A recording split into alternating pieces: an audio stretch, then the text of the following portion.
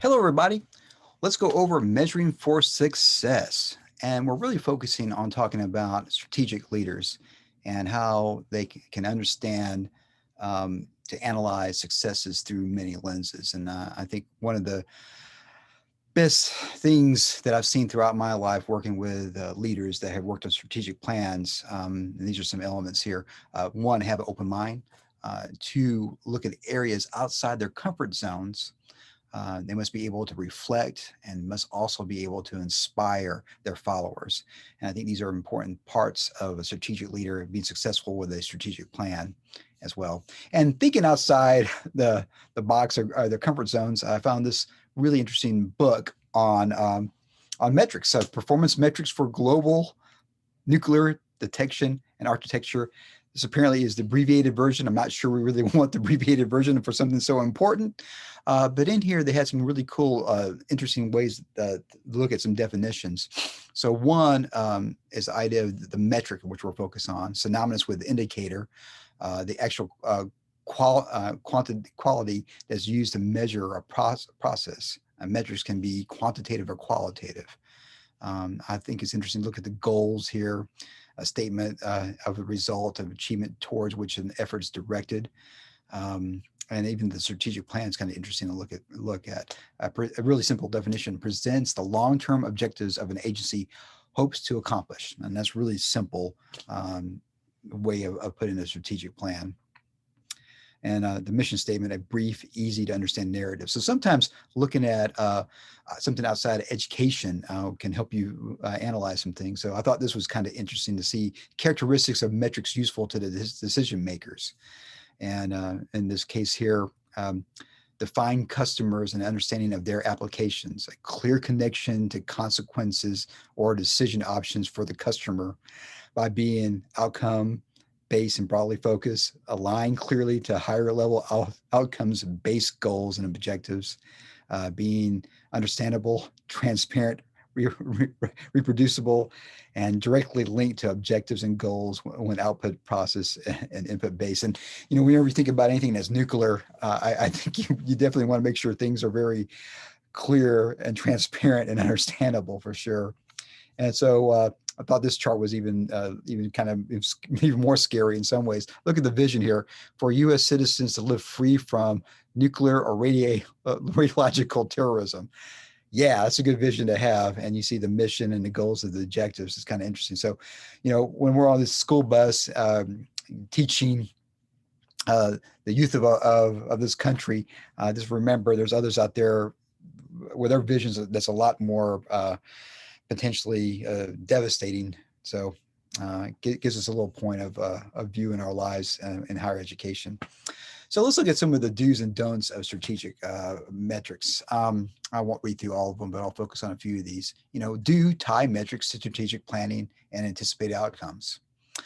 Do make sure everyone in the organization, from the executives on down, understands what's being measured and why. I think I've seen that a lot of times with strategic plans that we don't know what we're doing and measuring this for and why. Do limit the number of measurements to promote better understanding and usefulness. That's another thing I've seen in higher education. There's so much metrics you don't even, it's not even clear to understand what's going on. I like the idea of using graphics to show trends and outliers. And a lot of times charts and graphics can help make things a lot more clear as well. Do you accept uncertainties? In higher education, we have that all the time. Do link metrics to performance rewards whenever appropriate. So here's some of the don'ts. Don't limit metric responsibilities to senior management. So I think that's very important. Make sure everybody knows what's going on. Don't treat metrics as a one-time event. We've already, that's something very part about strategy and action. And I think don't wait for perfection in every detail. And that's another part of strategy and action that we've talked about in the past. So some metrics used in strategic planning. I think one of the things that we use in higher education a lot to kind of come up with strategic plans is the SWOT, and strengths, weaknesses, opportunities, and threats and challenges. And if we look in from the Bryson book here, the external environment assessments, and I reading through this list, I was thinking, well, what's some ways that we can measure some of these things? How can we do some of these metrics for some of these here. So, one is culture of fear, the emphasis on learning, quality of life, and environmentalism. So these are all parts that they went through and analyzed and thought these are some things that affect both nonprofit and profit organizations in the future. So it's interesting to look at that. And if you're doing a SWOT analysis for your organization, how would you measure some of these things?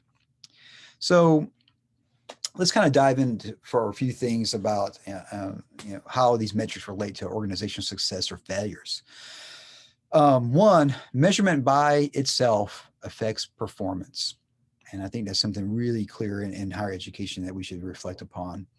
Metrics can focus on actions on specific areas. They can monitor operations, help detect and resolve and prevent problems. So that's why this measurements and metrics can be important. They can help prevent problems as well. This is a very important one here. Measurements aren't free. How often do we do these measures, and how often, and why, and what, and how? It's costly to continually measure. And so we have something that's strategic, something that's focused. It's going to help with operations, whether it's in higher education or business or anything else, or global thermonuclear detection as well. We want to make sure it's very, if the measurement's needed, we'll do it, but let's not just have that measurement for just this to do it by itself. And of course, strategy and action has these 5 types of indicators, and we've kind of covered all this: strategy, operational, financial, competitive, and project program as well. And I think the indicators can also be either quantitative or qualitative. I mean, that's something that we saw in that other nuclear book that I mentioned there. The activities can defy quantitative measurement, but should be monitored to realize what's going on. What's the strategic intent of that? And whenever you measure, you're bound to run for your life. So make sure it's a measurement that's achieved in a strategic intent, and not simply what you used to measure in the past, which a lot of times can potentially backfire. Because the idea of strategic strategy and action is to progress forward, to look forward, and come up with ideas and things that we haven't thought about in the past. So it was really interesting to go through here. Hope you enjoyed some of this global nuclear detection architecture book. I thought that was really kind of fascinating to kind of tie that in with higher education. And I really hope you have a great day. Thank you so much.